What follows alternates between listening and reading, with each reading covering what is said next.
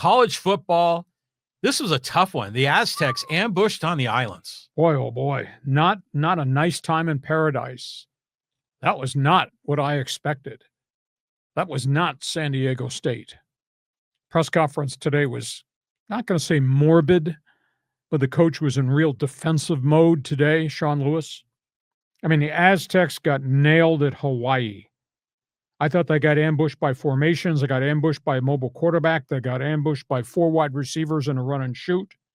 I thought they got beat on both sides at the line of scrimmage, which was really stunning. Michael Alahada, the redshirt freshman quarterback, threw for 326 and 3 touchdowns. Hawaii burned them for an 86-yard kickoff return and a 53-yard pick six along the way. Bad night for Jayden Denegal. At the end of the day, young quarterback, he can't win games by himself. He was 10 for 27 throwing the football. They were 2 for 14 on third downs along the way. It was just a bad outing. I'm willing to accept it as a one-off. They got ambushed on the islands. Now, that being said, got to pick up the pieces. Horrible travel coming home, long delays. They did not get home till 8:30 a.m. Sunday morning. That game started at 5 o'clock Hawaii time. Yeah, 8 o'clock for us. Yeah. Did not get back here till 8:30. So it's changed everything in terms of meetings and practice. Short work week. Here comes Boise State. First place showdown. The winner of this grabs first place back in the Mountain West. The loser probably is out. One other sidebar note. I don't know why he's acted this way. I've been a huge proponent, backer of John David Wicker.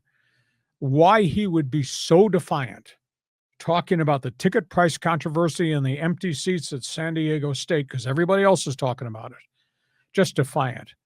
He just flat out responded, we have to pay for this stadium. Well, the community's not responded. They're not coming to see what I think has been a pretty electric Aztec football season. They're not paying these prices for that stadium. But why be so defiant?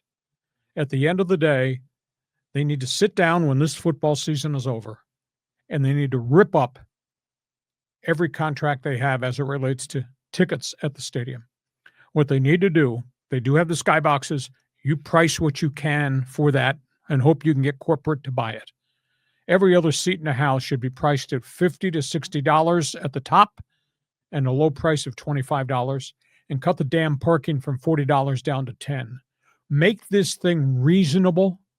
You have 32,000 every game with parking is a hell of a lot better than having 17,000, half of them being free, and getting virtually no parking and no ticket sales. If I were king, that's what I would do. And I'm not standing behind the banner, we're going to the Pac-12, because the new Pac-12 is Mountain West 2.0, and you're not going to charge $200 a ticket to go see the new Pac-12. That's what I would do. I just don't understand why J.D. Wicker is so defiant in terms of we haven't made a mistake. Well, you got so many damn empty seats. Yeah, sure looks like you have an Aztec for life with apologies in advance. That sounds fraudulent to me because I don't find any Aztecs for life coming to support their alma mater. One man's opinion. Fans Forum chat box is open for San Diego State fans, friends, and alum. Aztec frauds are invited. Give me your response. What happened in Hawaii and my response to, you didn't know this. I drank too much coffee this morning. I did say, man, you showed up feisty. I did not drink Red Bull. You're itching for a fight. I did not drink Red Bull.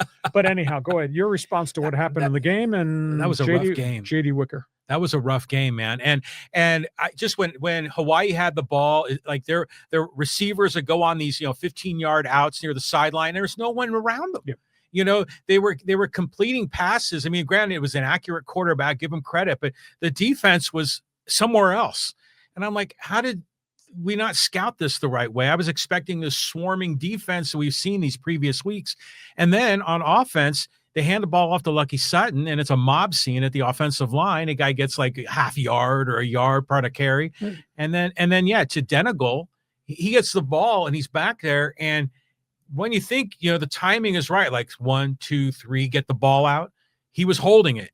And maybe it looked like he was doubting himself. I don't know what he was seeing downfield, if their defense was overwhelming, but he would seem like he was doubting himself, and he would hold the ball too long and have to rush a throw or make a bad pass or something. And they got their butts kicked at the line of scrimmage, both offensively and defensively. Yeah.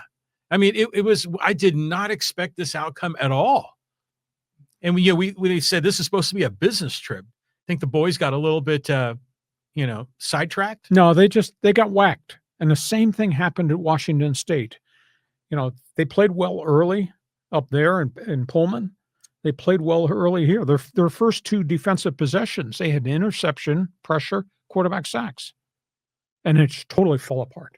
And they just did not deal with the adversity. From the 3rd series on, when the Rainbows had the ball, it was terrible. And it just got progressively worse and worse. Yeah. All right. Your reaction to the defiance of the athletic director? See, my bet is that the whole economic model from the beginning has just been blown up. They probably thought, hey, when they were building this, Aztec football, we own this city, one team. Chargers are gone. This is for us. They're building this thing. And they figured everyone's going to show up because they had the great track record in the Rocky Long era. And then all of a sudden, everything just went to hell in a handbasket.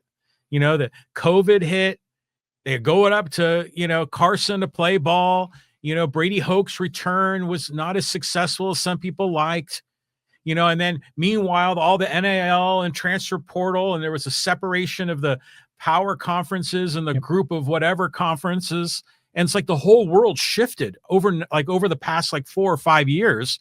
And now they were probably thinking, yeah, we're going to be able to charge $150, $200 for some of our premium seats. And now you got to cut those by half or 25%. So that whole economic model, I'm thinking JD Wicker's thinking, yeah, we made a hell of an investment here on the university to build the stadium. And we thought we were going to make our payback in X number of years. And I think you got to blow it up and kind of reset your expectations of what this stadium's financial model should be. Well, that coupled with the fact you are getting revenue from soccer. You've got 2 soccer franchises that are renting those facilities. Oh, and you do have other events that are going in there. Yeah. So there is some revenue streams there, but I'd much rather have 32,000 every home game with $10 parking and anywhere from $30 to $60 tickets. You sell your skyboxes for whatever you can sell to corporate America. I'd rather 32,000 every game rather than have 17,000, half of them free and virtually no revenue stream at all. I think they've mishandled this right from the get-go. Well, they made bad assumptions, and the world shifted on them. So they're going to have to revise the model. But if you discount the heck out of ticket prices and parking, it's going to be hard for them to lift that price up over time. Now, as fans, we want cheap prices. As fans, we want to give away tickets to the students to fill it up, to create the energy. But, the reality is that stadium is an expense, and they've got to have revenue to cover their expenses. So I don't know what the books look like on this whole thing, but at minimum, they should be able to take the end zone seats, the nosebleed seats, and at least make those dirt cheap, even if you want to hold the premium value of the 50-yard line chair. Okay. We go from Aztec. Feel free to join us. That's why we're doing this Fans Forum segment. When we're done, we're going from Aztec football